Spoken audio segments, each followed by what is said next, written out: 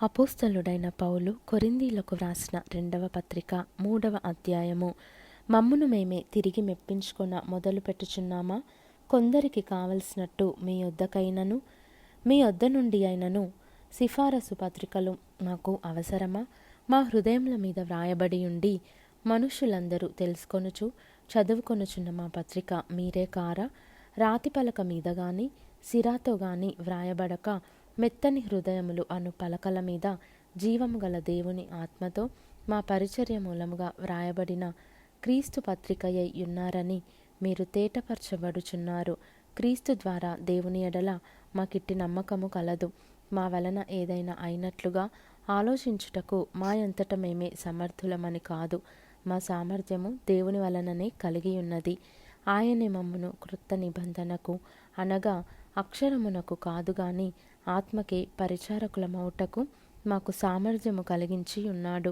అక్షరము చంపును గాని ఆత్మ జీవింపచేయును.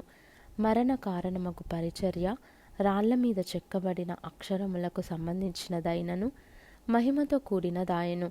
అందుకే మోషే ముఖము మీద ప్రకాశించుచుండిన ఆ మహిమ తగ్గిపోవునదైనను ఇశ్రాయేలీయులు అతని ముఖము తేరి చూడలేకపోయిరి. ఇట్లుండగా ఆత్మ సంబంధమైన పరిచర్య ఎంత మహిమగలదయుండును.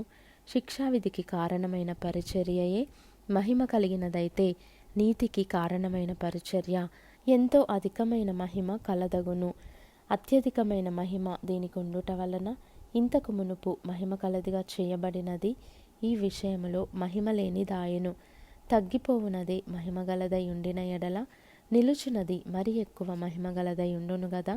తగ్గిపోవుచున్న మహిమ యొక్క అంతమును ఇశ్రాయేలీయులు తేరి చూడకుండునట్లు మోషే తన ముఖము మీద ముసుగు వేసుకొనెను. మేమట్లు చేయక ఇట్టి నిరీక్షణ గలవారమై బహుధైర్యముగా మాటలాడుచున్నాము. మరియు వారి మనస్సులు కఠినములాయెను గనుక నేటి వరకును పాత నిబంధన చదవబడినప్పుడు అది క్రీస్తునందు కొట్టివేయబడినని వారికి తేటపరచబడక ఆ ముసుకే నిలిచియున్నది. నేటి వరకును మోషే గ్రంథము వారు చదువునప్పుడెల్లా ముసుకు వారి హృదయముల మీదనున్నది గాని వారి హృదయము ప్రభువు వైపునకు ఎప్పుడు తిరుగును అప్పుడు ముసుకు తీసివేయబడును. ప్రభువే ఆత్మ. ప్రభువు యొక్క ఆత్మ ఎక్కడ నుండునో అక్కడ స్వాతంత్రము నుండును. మనమందరమును ముసుకులేని ముఖముతో ప్రభువు యొక్క మహిమను అద్దము వలె ప్రతిఫలింపజేయుచు మహిమ నుండి అధిక మహిమను పొందుచు ప్రభువగు ఆత్మచేత ఆ పోలికగానే మార్చబడుచున్నాము.